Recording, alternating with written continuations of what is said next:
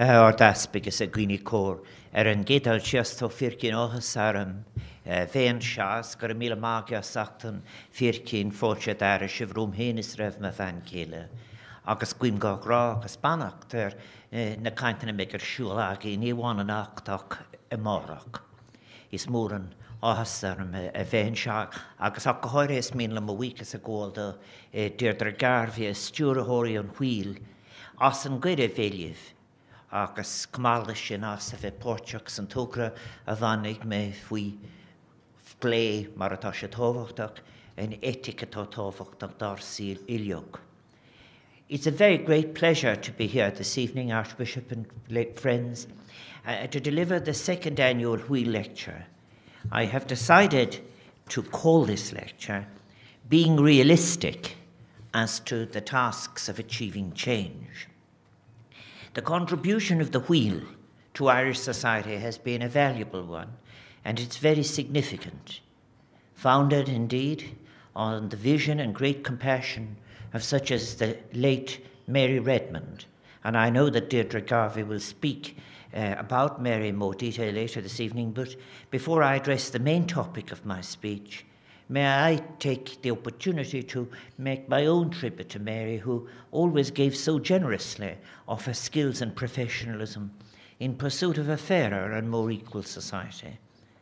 I came to know her first, indeed, through her involvement with the Irish Hospice Foundation, and like all those who were privileged to have known her and remember her with great admiration and respect, her loss to Irish society is immeasurable.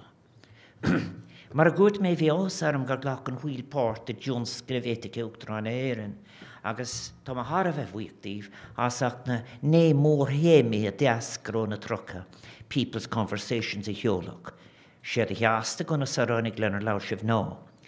As I have said, I was delighted that the Wheel participated and continued, and it will be continuing, with the themes of the President of Ireland's Ethics Initiative. And I was very grateful for you sending me on your board. You sent me on the 9 major themes that have emerged from your 30 People's Conversations. I thought it worth addressing them at the very beginning. The citizens that you consulted sought, one, a political system that does not become detached from the concerns and experience of citizens. 2, reform of government and administration to involve citizens in making decisions. 3, an education system that helps people to be active citizens who are informed about their rights. 4, a voice for citizens outside of elections. 5, a return to the language of citizen instead of customer, taxpayer, or client. 6, a basic contract between citizens and the state, which will provide a common understanding of the rights enjoyed by citizens and a level of responsibility, openness, and fairness in their dealing with the state. 7, a society that values activism, community organisation, collective effort.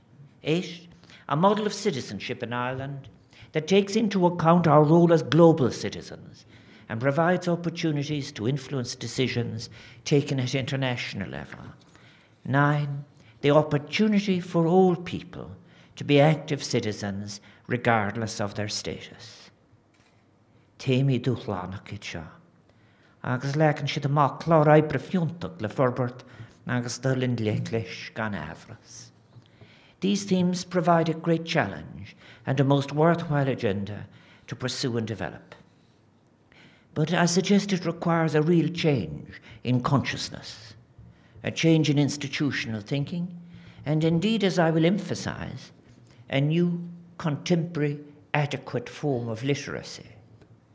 As a society, we have, of course, recently faced a time of great challenge, a time which has called for an interrogation of the values na fiúntaise by which we live together as we set about the work of transition from a society which was not the best version of ourselves to one which is grounded in a more ethical version of our Irishness. And we must not assume, of course, that widespread support for an ethical society now exists, and that there is there such a wish, except for the calling upon it into existence. There is no clear evidence that equality is now a major popular demand, or that there is a groundswell of support for a version of the state or any state that might introduce it. Since the 1980s, the redistributive state has lost support as ever more ground was conceded to an extreme individualism grounded in a hegemonic version of the market without limit, the extension of the market into areas of social vulnerability, for example. So, fundamental to the process of interrogation of values are indeed questions of governance, as your conversations have shown, and the related questions which we may ask in this decade of commemoration as to whether, in our political independence, we have lived up to the ideals articulated during the formation of the Irish Republic. But I want to suggest to you, perhaps uncomfortably, that that in itself is an insufficient question. I think we must remember that at the founding moment of our independence, we were not falling from a society that was equal. It was and is, remains, a challenge to create such a society. The Ireland from which the revival, for example, emerged at the end of the 19th century, beginning decades of the 20th century, was one where the remnants of a rural catastrophe brought about by famine and immigration were transformed into landholders. They were becoming property owners and beginning to demand the respect that they saw that went along with property. That transition described by Professor Joly was one where before the famine, the fields gave way to families. After the famine, the families gave way to fields as the stone walls outlined the borders of the new property, the desire for which might in time become insatiable, as so many pieces of literature demonstrate. New classes emerged. The agricultural labourers might have been decimated by the deep ravages of famine and immigration, but new deep divisions would emerge. I often think of the myth that suggested that Ireland was an equal society in rural times. And those of us who lived in it knew the difference between the strong farmer and those in the cottages. Even in relation to being called to serve God or the church itself, extraordinarily, the vocation came to serve in the missions to the Christian brothers and the other diocesan colleges to serve the diocese. But in the cities then too, the same inequalities were there because the tenements and the ravages of urban neglect would continue into the 1950s. It's necessary that I say that. At the very heart of republicanism lies the principle of participatory citizenship and the right of all citizens to be represented and to have their voice heard.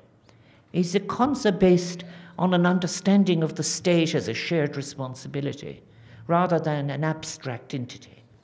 Indeed, it is when the state becomes an abstract entity that it can be most easily opposed by those who in fact either want a state that serves their interests and certainly not a state that would deliver an equality agenda. A true republic must be built on principles and policies which recognize the common welfare and which place the ideas of community and public at the center, rejecting the limitations of a narrow individualistic concept of citizenship. But I warn against the distorted thinking that it is a case of recovering a condition which we previously enjoyed. I assert that we were a deeply unequal society. It is rather that we did not set about the task of achieving equality in a republican sense. We cannot, I suggest, even use an appropriate, as I have been advocating, that we remember during the period of commemorations, remember ethically. We must do so if we are to understand difference, if we are ever to move on, not only beyond tolerance, but also to achieve such forgiveness as may be necessary in the future. if we are not to be allow the past to distort our present and disable our future. But even ethical commemoration cannot be a substitute for engaging with topics that must engage us now. I think to use the commemorations in such a way would be an exercise in bad faith, an exercise in evasion. There can be no doubt that a major cause, for example, of our recent economic crisis was a failure, at best an incapacity, to question, to scrutinize, or to challenge the highly individualized projects of accumulation and self-centered ideals of consumption, which over time had come to be substituted for models of public welfare, shared in the public space and enjoyed in the public world. We witnessed a quiet destruction of the concept of the public world, with all its generosities and inclusion and its joy and its creativity. An unrestrained competition has seen the extension of the space of the market, as I've said, to the center of public policy matters, or matters far beyond economic goods, or that great myth, the assumed rationality of citizens being seen as utility maximizing rational beings. Someone described as the invisible hand, described more recently by a recent writer as the invisible fist. I think that these areas, which should never have been ones of competitive choice, but of security, challenge us. And as members of a society which has been affected more than most by the global financial crisis, Irish people have been led to an abrupt realization that the challenge of living together in a way that permits a flourishing of human capability and a cohesive society cannot be met, indeed is contradicted by an uncritical confusion of what constitutes the essential needs of citizens and what might be described as consumer wants of an insatiable kind, and the reliance on the market for the satisfaction of both. Surely it is still moral to debate the distinction between the demands for sufficiency and the desire that are insatiable. The challenge is to achieve, of course, a capacity to debate and seek a version of the state that meets our demands as a republic and a deepening of democracy. And really, I have to say, I tell myself too, that we must not despair, even if at present that capacity at so many institutional levels is not very much in evidence. Even the capacity to reveal assumptions, then debate them, and then in fact move to others. There's no clear evidence in Irish and European thinking that collective welfare is replacing, as a theme, the aggregation of individual property aspirations or advancement. So the need for a discourse, then, that would encompass and examine all of the connections between economy, society, and the state was obvious and urgent. And it was that motivated me in November of 2013 to launch the President of Ireland's Ethics Initiative, which was designed by me to stimulate discussion across all sectors of Irish society on the challenges of living together ethically. And I knew that there would be a reaction that was negative in some quarters, as well as the very widespread support that the initiative has been enjoying. It commenced, that initiative, with an invitation to Irish third-level institutions, which after all had the greatest capacity, to embrace the challenge of discussing the principles and values by which we might wish to live together as a society, in the wake of a crisis that starkly required us to interrogate our vision of social bonds and human relations, and our conceptions of prosperity and the good life. The Ethics Initiative continued with my proposal that it be brought to civil society organisations as an overall frame, as a debate, above all as an opportunity for critical and fresh thinking, contributing to harnessing and supporting the profusion of positive initiatives that exist in Irish society. My youngest son is still in touch with me, at least.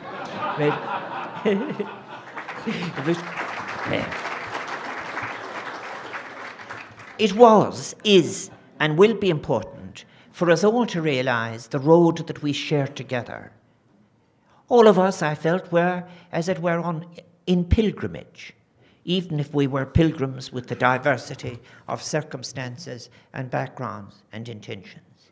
And across Ireland now, there are now many conversations underway. Conversations that question our values and our assumptions and explore the means by which we might transform our society and the world around us. Some of these conversations are focused on specific dimensions of human life, such as work, what is decent work, gender, the relations between different parts of our planet, how are we to trade with fairness, how are we to address issues of applying science and technology to relieve us of burdens that should have been relieved in terms of hunger and nutrition.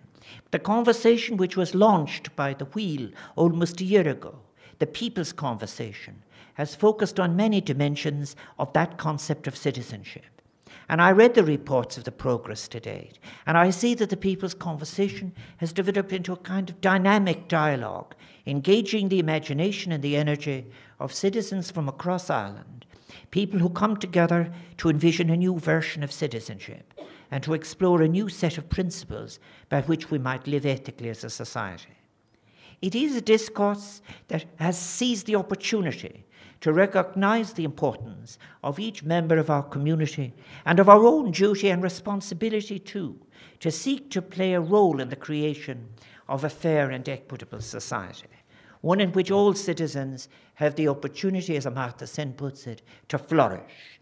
I believe that this conception of the participative citizen, who is active in a community of citizens and who is empowered to participate and flourish, is a powerful idea that can be especially resonant at this moment of our history. But it needs articulation, and support must be sought for it, and mobilization for it, not only here, but in Europe and globally. And citizenship is more than about rights. It is also about belonging, of being at home, as it were, in one's world without fear. And over the coming year, then, we will no doubt all reflect, as you've heard, on the idealism of the words and the vision and the legacy and the meaning of 1916, and particularly of the proclamation. There will be much discussion about the political and social significance of the events of that revolution. My suggestion is that the proclamation is an exceptional document, and it is the better for it. It is not a description of what was available, but a vision as what might be. We must, I suggest, take the opportunity to consider in a new way the ideals which inspire those men and women, test them, retrieve them, the courage, the utopianism, add to them, make our own new vision for a coming generation that might experience a real independence, independence from fear and security. Agus tuairtfaoi an tógra sin. Central to their thinking was the idea of a republican citizenship which would be inclusive and grounded in equality. The theme of equality was not automatically to survive within the theme of nationalism as invoked or delivered, or indeed in the institutional arrangements of independence which followed the foundation of an independent state. And looking for the lamp of egalitarianism or equality, as I have described it, within the general field of nationalism is well worthwhile exercise. It's a very frail and flickering light. The themes which are materializing from the People's Conversations demonstrate that the aspirations of the proclamation of 1916 continue to pose difficult questions to the Ireland of today. The reports on the various events hosted under the People's Conversation speak of widespread disquiet at a political system perceived as disconnected from the everyday concerns and needs of its citizens, of a desire for a better quality of engagement and participation by all citizens, including the respecting of a citizenship floor of basic rights, and of an urgent need to achieve a language of deliberative and participatory citizenship, ensuring that all members of society are respected as active participants in that society, and are not relegated to the role of passive clients or customers of service, their main purpose being to serve a de-peopled economy. And some fundamental questions, then, must be addressed when considering the challenge of citizenship. They are, for example, how we define the community of citizens And how do we achieve participation by citizens? How do we achieve a state that is inclusive, yet innovative and creative, and still responsive to the needs and best ethical aspirations of citizens? I believe that as we engage with the important task of ethically remembering 1916, we must acknowledge and address the limitations of a conception of republic or of citizenship based on any form of exclusive nationalism. Just as the founding fathers of the Irish Republic faced the challenge of inclusivity, of difference, in our time we too face the question as to how a society which aspires to be a democratic republic will view and accommodate alternative communities and identities. For instance, present-day Ireland prides itself on having become more cosmopolitan and more multicultural in recent years. We must ask ourselves, however, if we have fully engaged with the challenges and complexities of becoming an increasingly diverse society. The literature on ethics asks us to test ourselves on how we relate to the stranger within our community, and the stranger who arrives in anticipation of our hospitality. There can be no doubt that in the Ireland of the future, for example, we will be judged with reference to how our policies and practices responded to the plight of those, for example, who sought refuge here. We will be judged on how we treat and make judgments on those who present themselves at our borders as strangers in difficulty, on how we respond to their stories as they seek our protection, and on the respect we afford them in the legal and administrative processes we oversee. Did we do so, it will be asked, with empathy and compassion?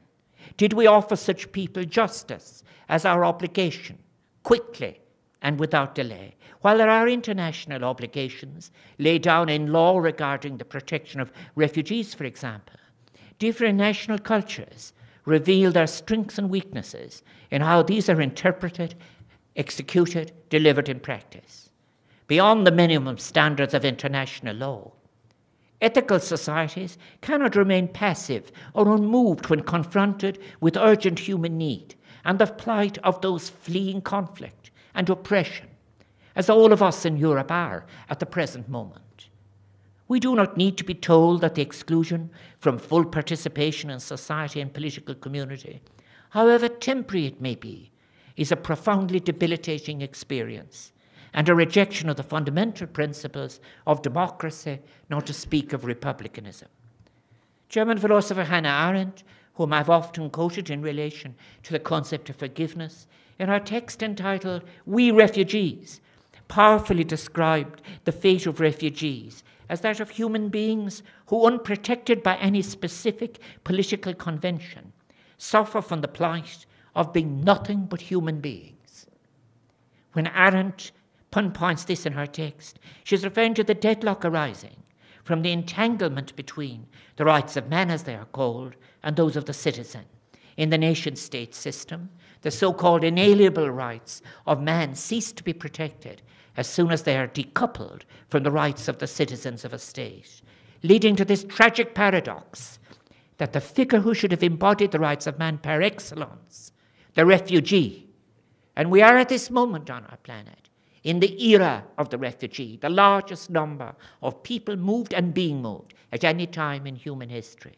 And it constitutes instead, surely, the radical crisis of this concept of human rights. In this context, then, the moral question of how we treat the other, the stranger, as a rival or minority within our community must be a central concern, not only for government, but for all sections of society and for all of our citizens. And we have not done well in recent years, for example, in such areas as we call direct provision.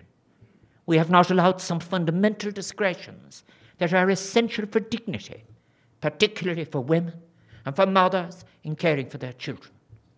The arrival on these shores of people who are fleeing war and persecution, the movement of workers and families who are escaping destitution and poverty are global issues, in the addressing of which Ireland has a moral duty to play its part. And I'm sure it will have public support when it does so, through our role in the international community and in our laws, policies and practices at the national level. And of course this issue is one that is inextricably linked to the process of commemoration itself, given the particular Irish historical experience of involuntary migration and exile. The conversations then that are reported by the Wheel have also recognized the critical issue of educating our people to be active and informed, participative citizens, if we as a society are to achieve a truly ethical and active citizenship, if we are to become a true republic based on the sovereignty of the people.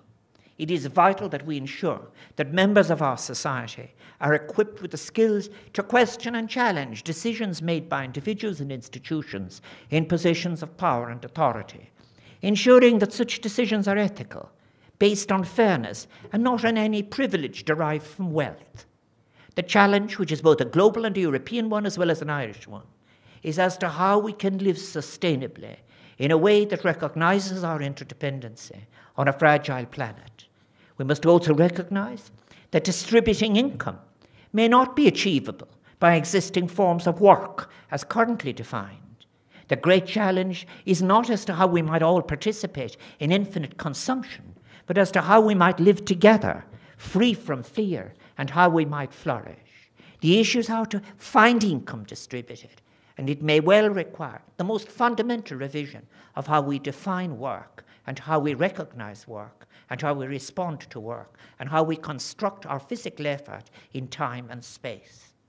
I have said before in many speeches over the last 3 years that the society we so dearly wish for will not take shape unless we acknowledge the need for an education of character and desires, the need to encourage and support critical reflection and a more holistic approach to knowledge.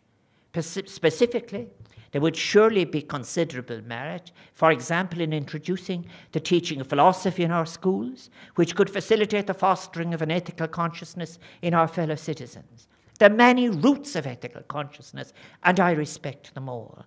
A consciousness that will enable citizens to think more critically, inclusively, and to challenge the inevitability of that which is too often presented as given and unchangeable. There's a kind of medievalism to this version of a single hegemonic model. Such ability is even more important nowadays, when the masses of citizens are deemed by some commentators to be too economically illiterate to understand or even to have a say on complex fiscal matters. As many eminent writers have said, it's a kind of beyond ordinary people.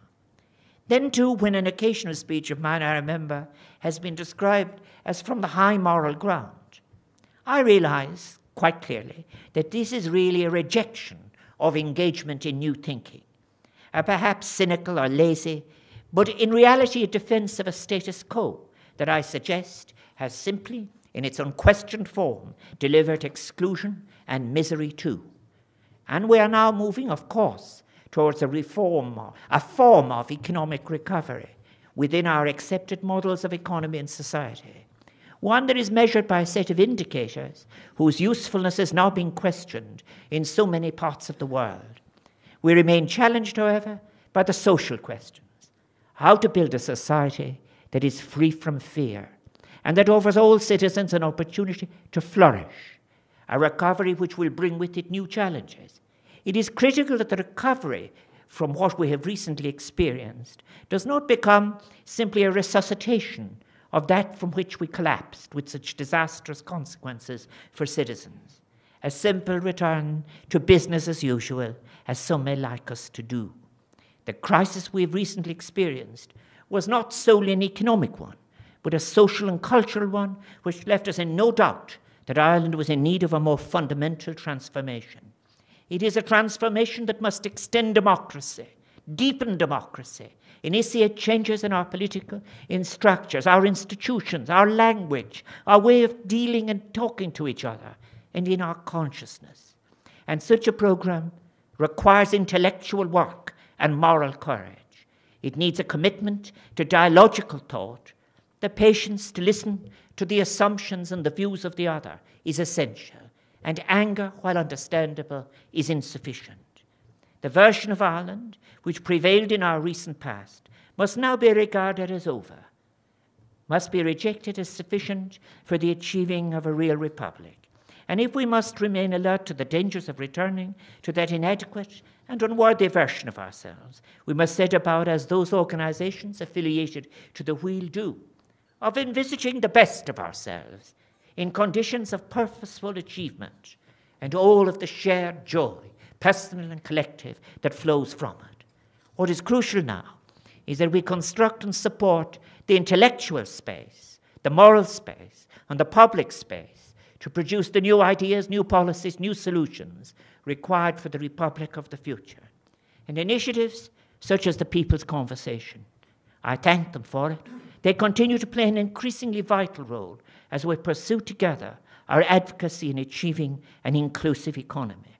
The People's Conversations provide an opportunity for diverse groups to come together and explore and examine our social contracts, our political paradigms, our lives together, bit by bit in this mosaic that they are making, this mosaic of efforts. The big task of change will begin to take shape. And I sincerely believe that these conversations will not only deepen and broaden the discussion on what kind of country we want to live in, but it will also help deliver a new vision for the Ireland of the future, a future built on an inclusive citizenship, a creative society, and a real republic. And I so wish your conference well. Go to Míle Mac.